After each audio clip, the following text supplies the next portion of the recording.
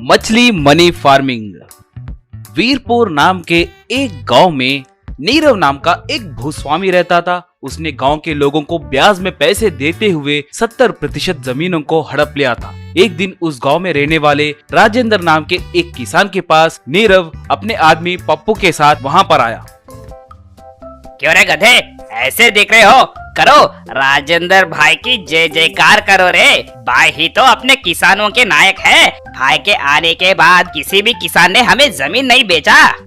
नीरव जी, ऐसे मजाक करने की जरूरत नहीं है। अगर किसान फसल नहीं उगाए तो कितना नुकसान होगा वो आप नहीं जान पा रहे हैं। यही तो समस्या है मेरी। तुम अगर मेरे जैसे अंगूठा छाप होते तो कोई परेशानी नहीं होती थी, मगर पढ़े लिखे हो ना, तुम्हें ये बेकार के काम क्यों बोलो? जाकर कोई नौकरी कर सकते हो ना।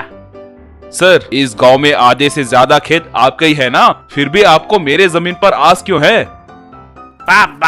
आस, इन दोनों अक्षरों को हम कंट्रोल नहीं कर पाते भाई। मुझसे तो नहीं हो पाएगा। क्या करे, बार बार कोशिश तो करते ही रहूंगा तुम्हारे जमीन के लिए, कहकर वहां से चला गया। उस रात पप्पू से नीरव, रे इसे समय पर पानी आ रहा है कहकर बहुत उछल रहा है। तुम एक काम करो, उसके आजू बाजू अपने खेती है ना, इसलिए कोई फसल ना उगे, उसके खेत में पूरा पानी छोड़ दो। तब वो क्या करेगा हम भी देखेंगे। तब पप्पू जाकर राजेंद्र के खेत में पानी भर दिया। बाद में राजेंद्र अपने पत्नी लिली के साथ जाकर देखा पूरा खेत पानी से भर गया था। इतने में नीरव वहां पर आकर, भाई तुमने बातों से नहीं सुना, इसलिए मुझे एक्शन करना पड़ा। अब रही बात तुम्हारे खेत की, ये हरदम ऐसे पानी से ही भरकर रहेगा। वैसे मैंने तुम्हारे लिए एक गिफ्ट भी लाया है। ये लो, मरे हुए छोटे छोटे मछलियाँ, इन्हें पानी में डालो, मछलियों के फसल उगकर उनमें से सोना आएगा, क्या पता? कहकर उसके हाथ में एक कवर रखा। उस कवर को लेकर राजेंद्र गुस्से से उसे अपने खेत में फेंक दिया। बाद में नीरव से राजेंद्र की पत्नी लिली, देखो तुम प्रकृति के खिलाफ जा रहे हो, वो प्रकृति ही तुम्हें सबक सिखाएगी। क्या तुम पति पत्नी ऐसे हो? वो जमीन, खेत, किसान, कीड़े, भूख कहता है और तुम प्रकृति श्राप कह रहे हो। देखो तुम तुरंत जाकर किसी मेंटल डॉक्टर के पास जाकर इलाज करवाओ, कहकर वहां से चला गया। ऐसे थोड़े महीने बीतने के बाद एक दिन पप्पू नीरव के पास आकर, श्रीमान, सच्चा नाश हो गया। सुना है उस राजेंद्र के खेत में मछलियों का फसल उगा है। उतना ही नहीं, उन्हें काटे तो उनमें से पैसे भी आ रहे हैं। उसके बातें सुनकर नीरव जल्दी जल्दी उठकर राजेंद्र के खेत की ओर भागने लगा। तब वहां पर राजेंद्र के खेत में मछलियों का फसल उगा हुआ देख वो दंग रह गया।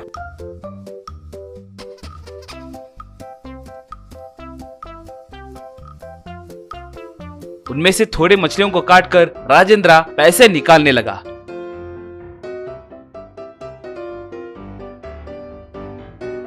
नीरव को देखकर लिली, देखा उस भगवान की महिमा। तुमने मेरा मजाक उड़ाया था, मगर भगवान ने उसे सच करके दिखाया। मछलियों का फसल उगा है, उनमें से पैसे आ रहे हैं। अब इस खेत से सिर्फ हमें ही नहीं, पूरे गांव के पैसों की समस्या खत्म हो जाएगी।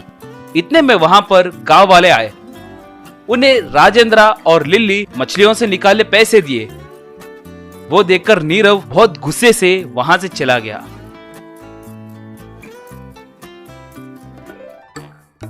अगले दिन नीरव थोड़े मरे हुए मछलियों को लाकर राजेंद्र के खेत के बगल में रहे अपने खेत में डालने लगा।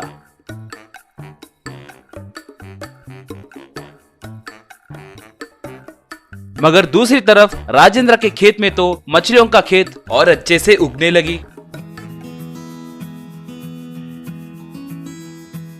वो देखकर एक दिन नीरव से, पप्पू सर, अब तक आपने 10 बार मछलियाँ डाले हैं। मछली तो छोड़ो, उसके कांटे भी ऊपर नहीं आए। मगर उस राजेंद्र को देखो, अपने बगल में ही रहकर तीसरा फसल भी काटने लगा है। अगर ऐसे ही चला तो थोड़े दिनों में आपके खेत के साथ साथ पड़ोस गांव के खेतों को भी खरीद लेगा लगता है।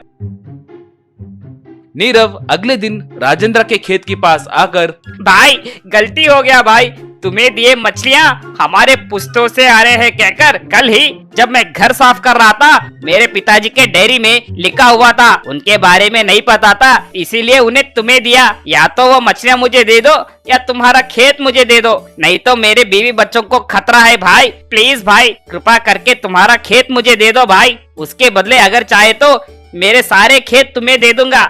ये लो कागजात। ठीक है, वो मुझे क्यों, गांव वालों से हड़प लिए जमीन उन्हें ही दे दो। बीवी बच्चे कह रहे हो ना, इसीलिए ये एक बार छोड़ रहा हूँ। तुम कितने अच्छे हो भाई, कल ही गांव वालों को उनके कागजात दे दूंगा। अगले दिन नीरव गांव वालों को उनके खेत के कागजात दे दिया। वो देखकर सब नीरव के लिए तालियां मारने लगे। बाद में नीरव वहां से चला गया।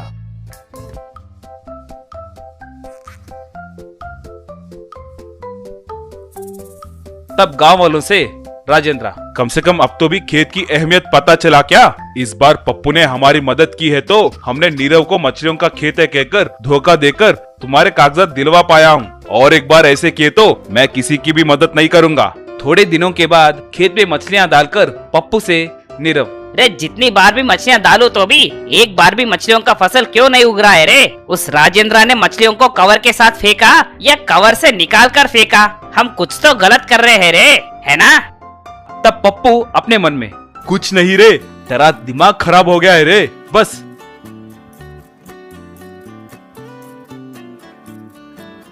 एक बार राजू नाम का एक की मेकर रहता था। वो साइकिल में गली गली घूमकर चाबी वाला, डुप्लीकेट चाबी बनाने वाला, खोए हुए चाबी को बनाने वाला, अलमारा का चाबियों को खोलने वाला कहकर चिल्लाते हुए व्यापार करता था।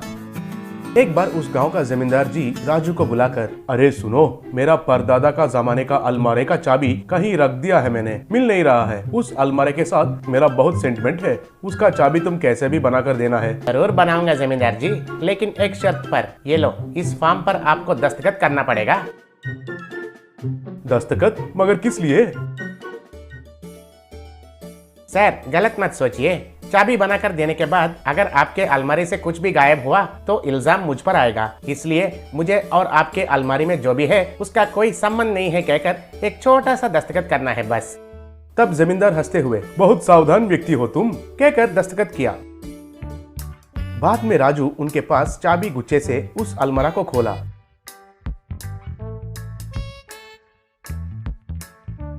फिर थोड़े महीने के बाद एक रात राजू जमींदार के घर में चुपके से घुसकर उस अलमारा को खोलकर उसमें सब कुछ चुराकर भाग गया। अगले दिन सुबह जमींदार जी उस अलमारा को खोला तो उसमें पैसे और जेवरात नहीं दिखाई दिए। तब उनका बीवी को बुलाकर, सुनती हो, इसमें पैसे या जेवरात तुमने कुछ निकाला है क्या? अरे मैं क्यों निकालूंगी जी?